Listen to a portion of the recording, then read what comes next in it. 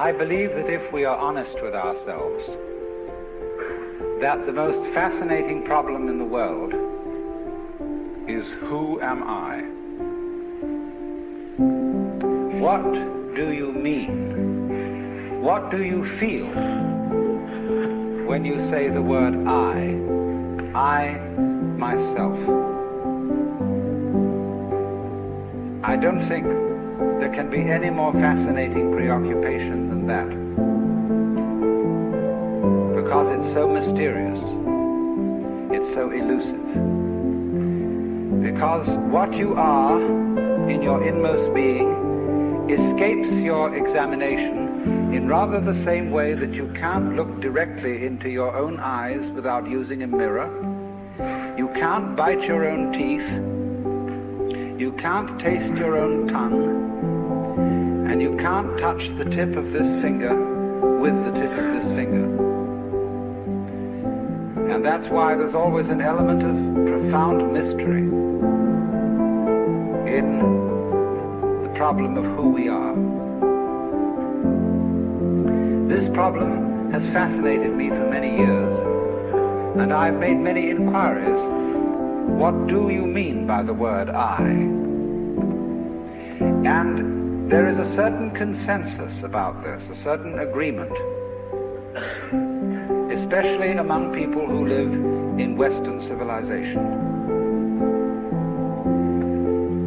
Most of us feel I, ego, myself, my source of consciousness, to be a center of awareness and of a source of action that resides in the middle of a bag of skin. And so we have what I have called the conception of ourselves as a skin-encapsulated ego. Now, it's very funny how we use the word I. If we just refer to common speech, we are not accustomed to say, I am a body. We rather say, I have a body. We don't say, I beat my heart, in the same way as we say, I walk, I think, I talk.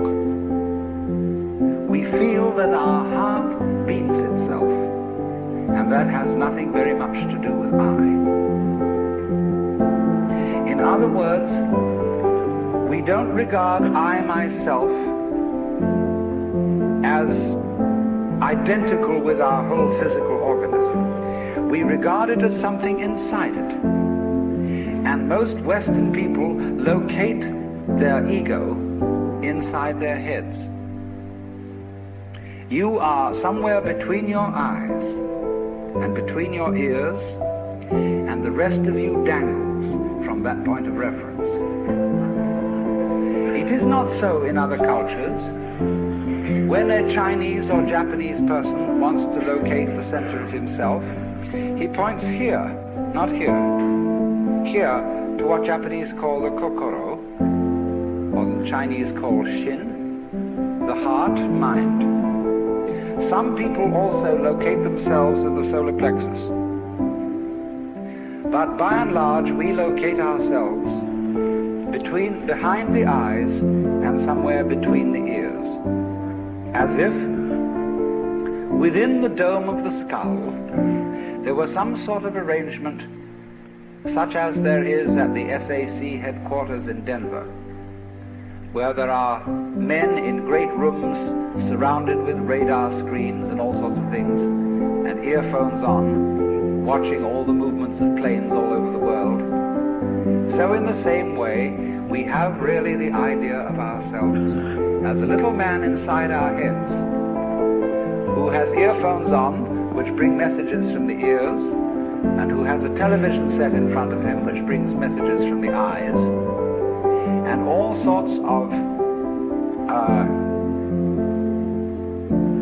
electrode things are all over his body, giving him signals from the hands and so on, and he has a panel in front of him of buttons and dials and things, and so he more or less controls the body. But he isn't the same as the body, because because I am in charge of what are called the voluntary actions. And what are called involuntary actions of the body, they happen to me. I am pushed around by them, but to some extent also I can push my body around. This, I have concluded, is the ordinary, average conception of what is oneself. And look at the way children, influenced by our cultural environment, ask questions. Mummy, who would I have been if my father had been someone else?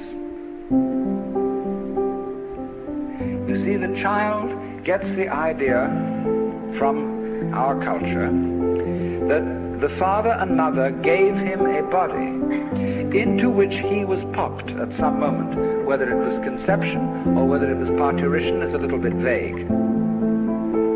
But there is, in our whole way of thinking, the idea that we are a soul, a spiritual essence of some kind, imprisoned inside a body.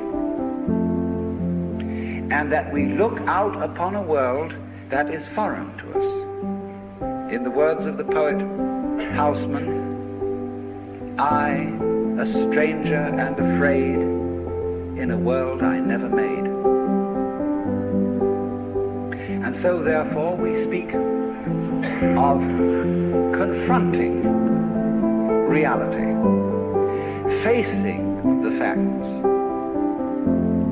We speak of coming into this world. And this whole sensation that we are brought up to have of being an island of consciousness locked up in a bag of skin, facing outside us a world that is profoundly alien to us in the sense that what is outside me is not me. This sets up a fundamental sensation of hostility and estrangement between ourselves and the so-called external world. And therefore, we go on to talk about the conquest of nature, the conquest of space, and view ourselves in a kind of battle array towards the world outside us. I shall have much more to say about that in the second lecture. But in the first now, I want to examine the strange feeling of being an isolated self. Now, actually, it is absolutely absurd to say that we came into this world. We didn't. We came out of it. What do you think you are? Supposing this world is a tree. Are you leaves on its branches, or are you a bunch of birds that settled on a dead old tree from somewhere else? Surely, everything that we know about living organisms from the standpoint of the sciences shows us that we grow out of this world. That we, each one of us, are what you might call symptoms of the state of the universe as a whole. But you see, that is not part of our common sense. Western man has for many centuries been under the influence of two great myths. When I use the word myth, I don't necessarily mean falsehood. To me, the word myth signifies a great idea in terms of which man tries to make sense of the world. It may be an idea, it may be an image. Now, the two images which have most profoundly influenced Western man are, number one, the image of the world as an artifact, like a carpenter's table or a jar made by a potter. Indeed, in the book of Genesis, there comes the idea that man was originally a clay figurine made out of the earth by the Lord God, who then breathed into this clay figurine and gave it life. And the whole of Western thought is profoundly influenced through and through and through by the idea that all things, all events, all people, all mountains, all stars, all flowers, all grasshoppers, all worms, everything are artifacts. They have been made, and it is therefore natural for a Western child to say to its mother, "How was I made?" That would be quite an unnatural question for a Chinese child, because the Chinese do not think of nature as something made. They look upon it as something that grows, and the two processes are quite different. When you make something, you put it together, you assemble parts, or you carve an image out of wood or stone, working from the outside to the inside. But when you watch something grow, it works in an entirely different way. It doesn't assemble parts. It expands from within and gradually complicates itself, expanding outwards, like a bud blossoming, like a seed turning into a plant. But behind our whole thought in the West is the idea that the world is an artifact, that it is put together by a celestial architect, carpenter, and artist, who therefore knows how it was done. When I was a little boy, and I asked many questions which my mother couldn't answer, she used to resort in desperation to say, "My dear, there are some things that we are not meant to know." And I said, "Well, will we ever find out?" And she said, "Yes, when we die and we go to heaven, it will all be made clear." And I used to think that on wet afternoons in heaven, we would all sit around the throne of grace and say to the Lord God, "Now just why did you do it this way? And how did you manage it that?" And he would explain it and make it all very clear. All questions would be answered. Because as we have popularly, in popular theology, understood the Lord God, he is the mastermind who knows everything. And if you ask the Lord God exactly how high is Mount Whitney, nearest millimeter, he would know exactly like that and would tell you. Any question. The Cosmic Encyclopedia Britannica.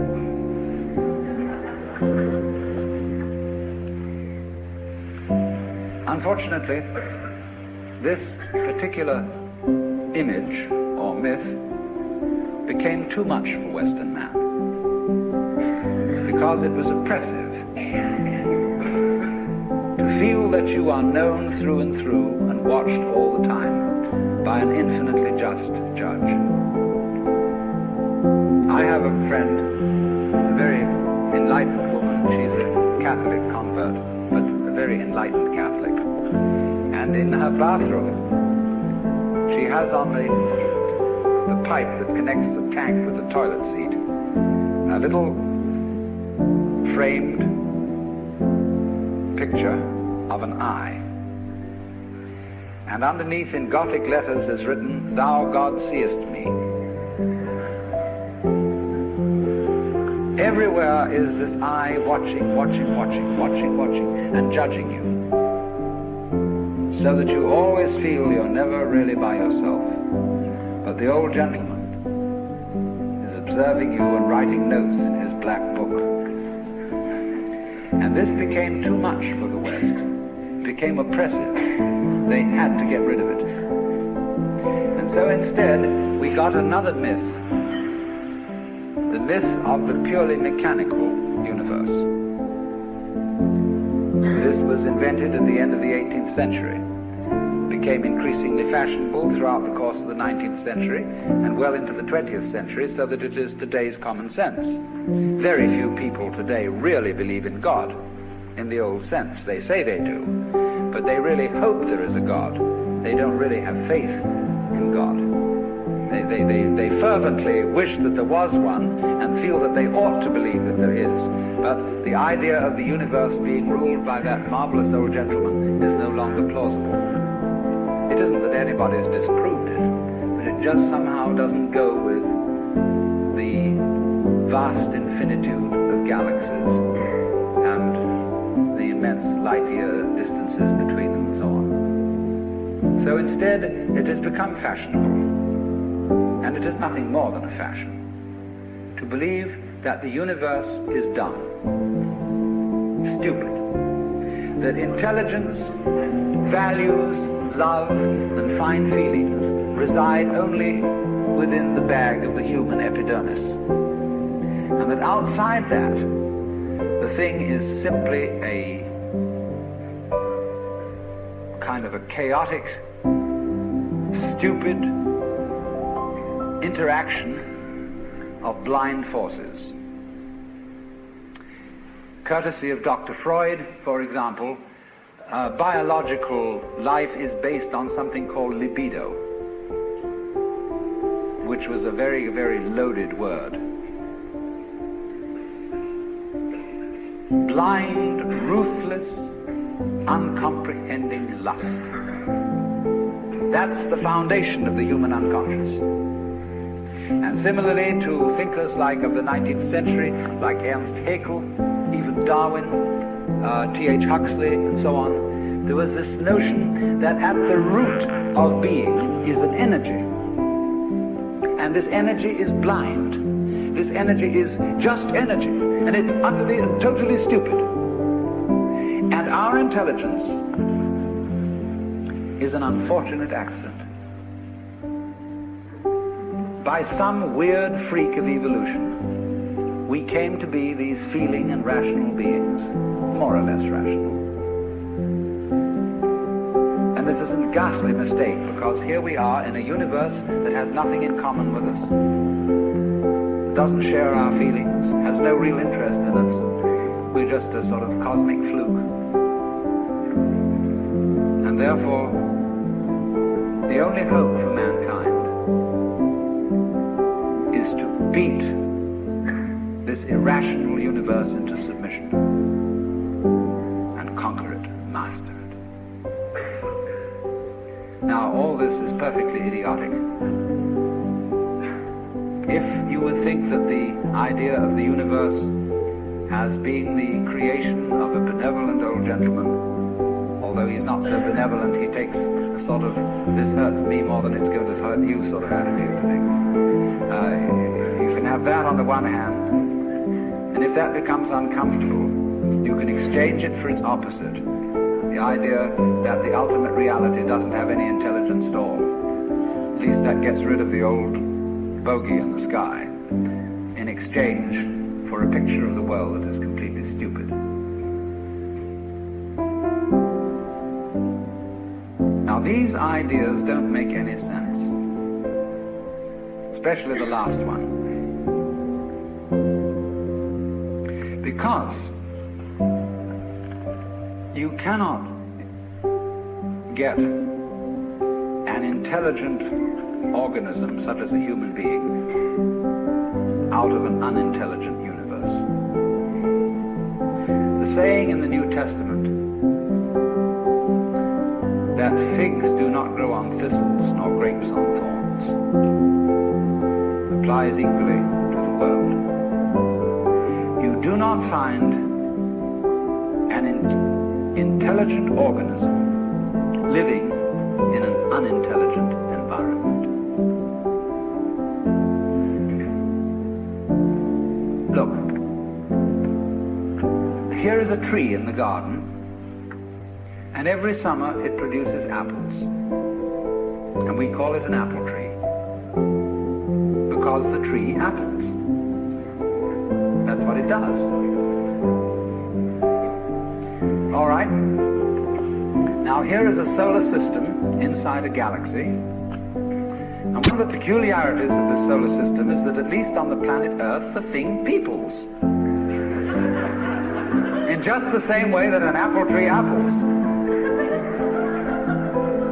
Now maybe 2 million years ago, somebody came from another galaxy in a flying saucer and had a look at the solar system, and they looked it over and shrugged their shoulders and said, just a bunch of rocks, and they went away. Later on, maybe 2 million years later, they came around and they looked at it again, and they said, excuse me, we thought it was a bunch of rocks, but it's peopling. And it's alive, after all. It has done something intelligent. Because you see, we grow out of this world in exactly the same way that the apples grow on the apple tree. If evolution means anything, it means that. But you see, we curiously twist it. We say, well, first of all, in the beginning, there was nothing but gas and rock. And then intelligence happened to arise in it, you know, like a sort of fungus or slime on the top of the whole thing. But we're thinking in a way, you see, that disconnects the intelligence from the rocks. Where there are rocks, watch out. Watch out, because the rocks are going eventually to come alive.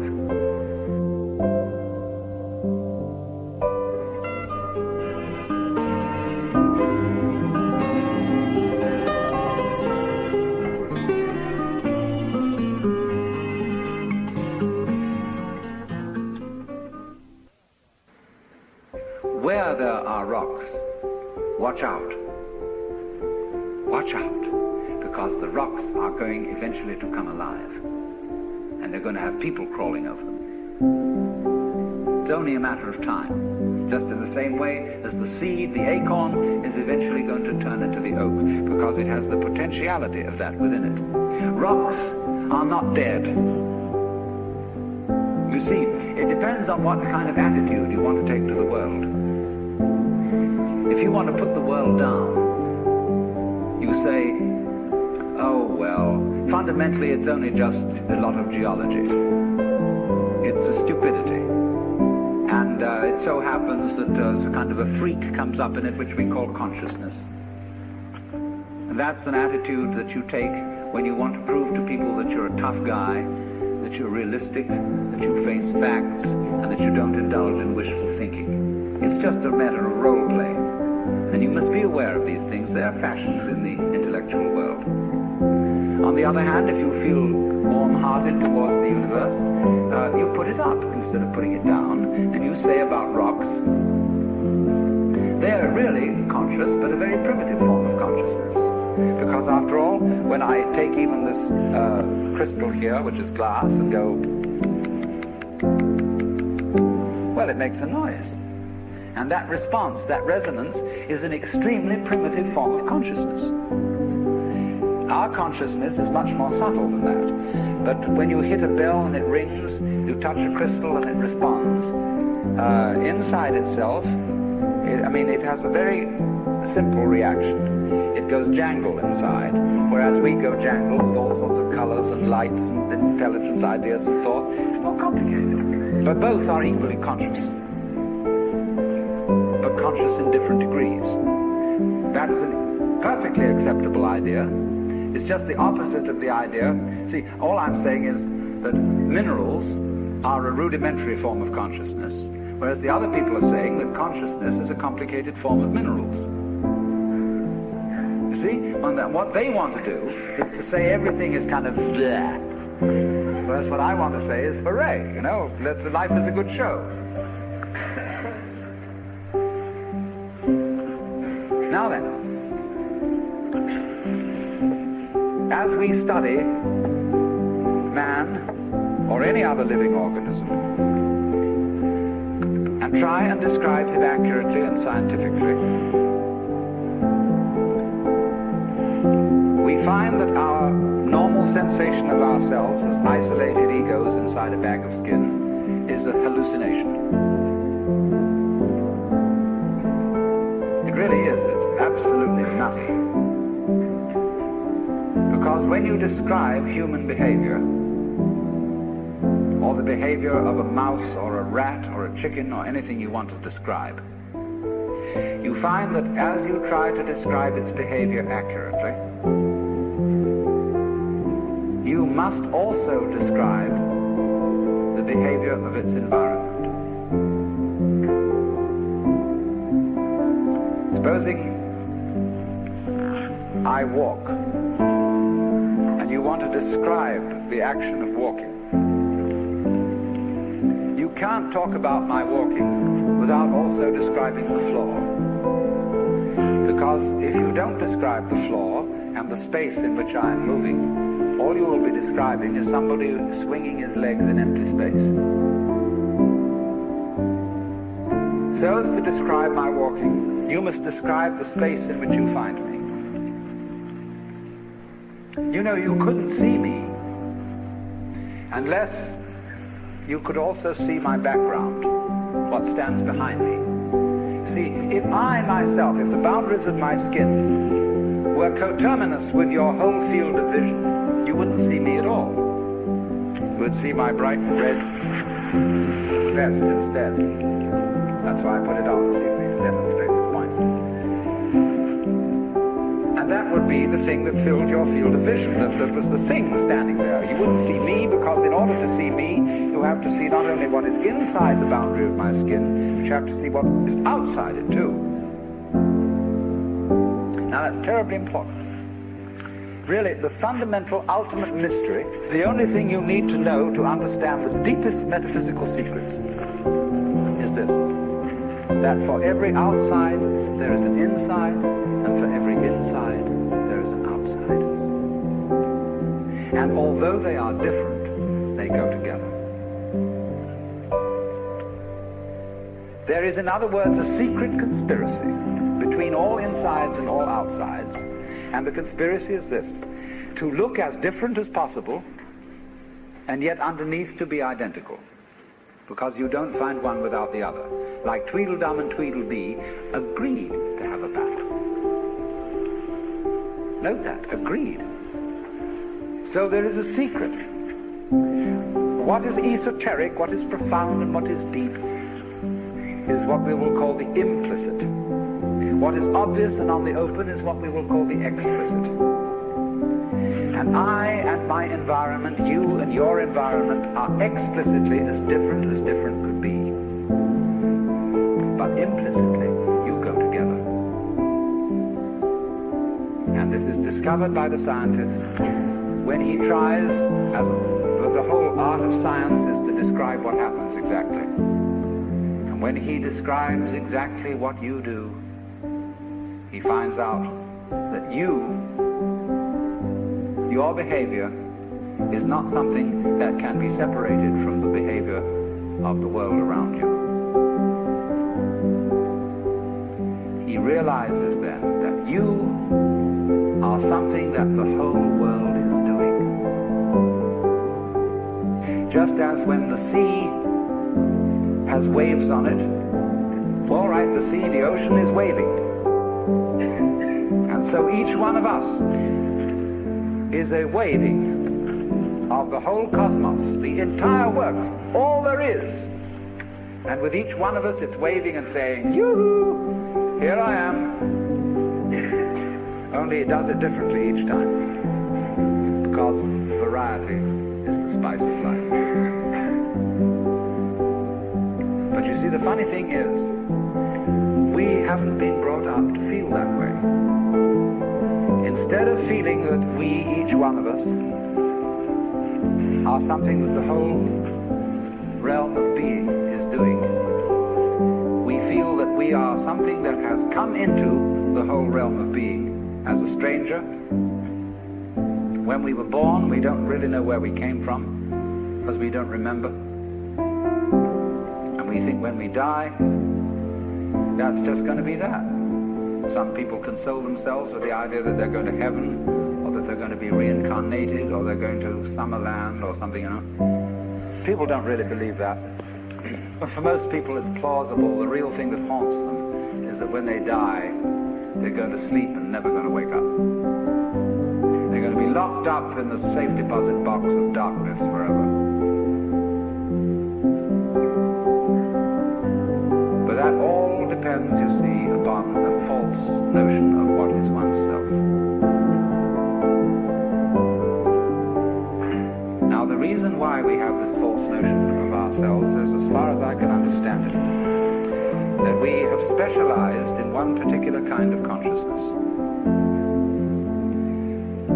Being very general and rough, we have two kinds of consciousness. One I will call the spotlight, and the other the floodlight. The spotlight is what we call conscious attention.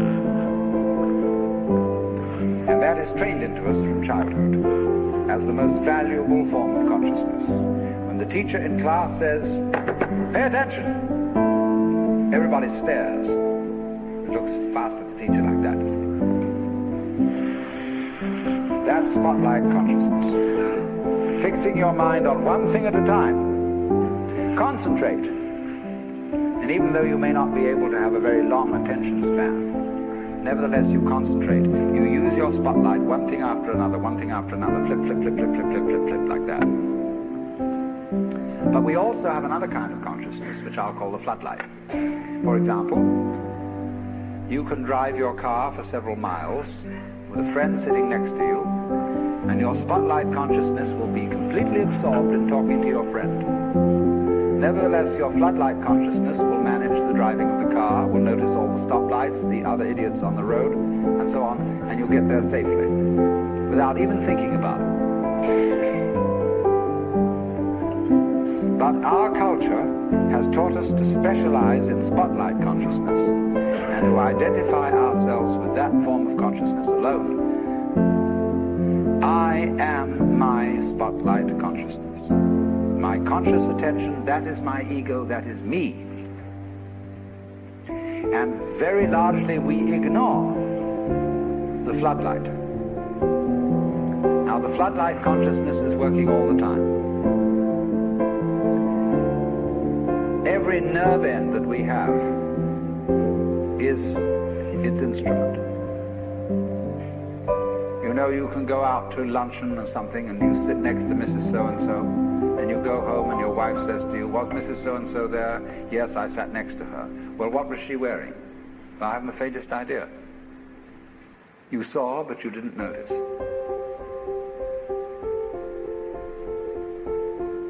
Now, because we have been brought up to identify ourselves with the spotlight consciousness, and the floodlight consciousness is undervalued, we have this sensation of ourselves as being just the spotlight, just the ego that looks and attends to this and that and the other. And so we ignore and are unaware of the vast, vast extent of our being. People who by various methods become fully aware of their floodlight consciousness have what is called a mystical experience, or a cosmic consciousness, or what the Buddhists call bodhi, awakening. The Hindus call moksha, liberation, because they discover that the real deep, deep self, that which you really are, fundamentally and forever, is the whole of being.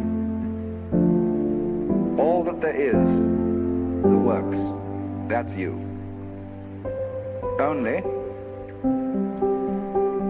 that universal self that is you has the capacity to focus itself at ever so many different here and nows. So when you use the word I, this, as William James said, is really a word of position, like this or here. Just as a sun or star has many rays, so the whole cosmos expresses itself in you and you and you and you and you, with all the different variations. It plays games. It plays the John Doe game, the Mary Smith game. It plays the beetle game, the butterfly game, the bird game, the pigeon game, the fish game, the star game.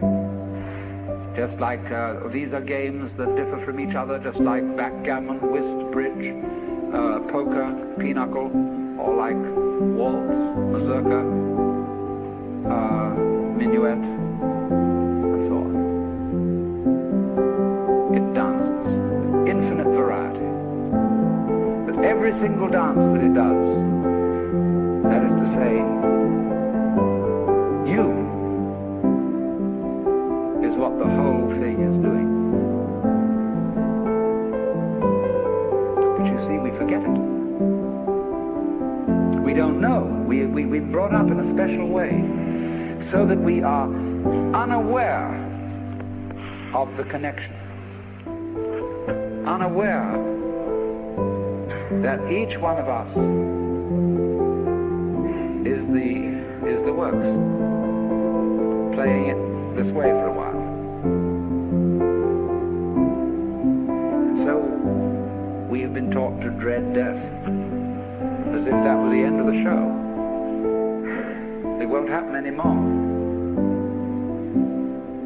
And therefore to be afraid of all the things that might bring about death, pain, sickness, suffering.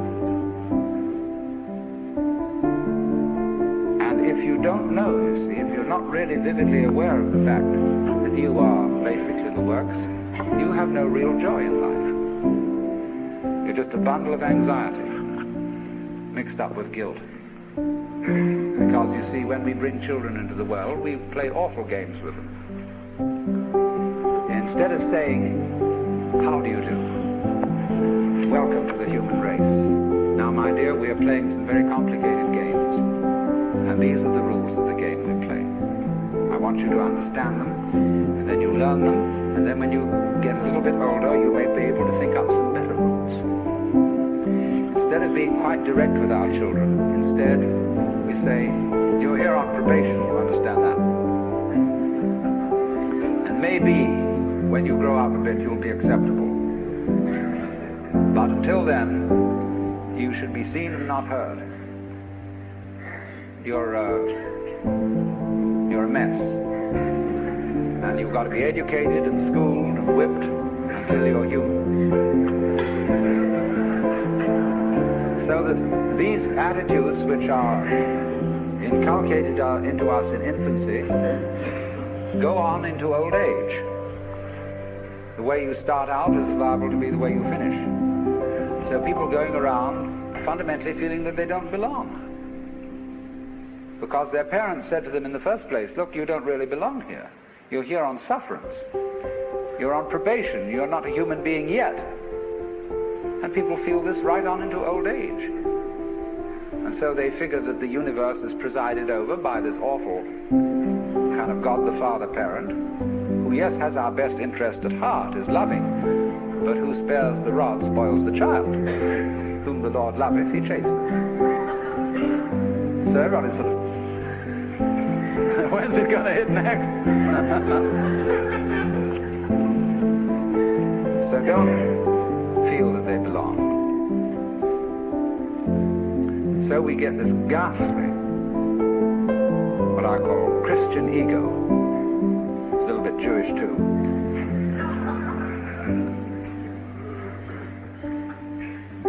Who really feels that he's homeless, he's an orphan. Christians say we are sons of God by adoption and grace. Not real sons, but by adoption and grace and sufferance. And so comes the sensation, you see. So characteristic of Western man and indeed of all highly civilized people. Of being a stranger in the earth. A momentary flash of consciousness between two eternal blacknesses. And therefore, constant contentiousness with everything around you. not only with other people, but with the earth, with the waters, and the symbol of it all in our culture is the bulldozer.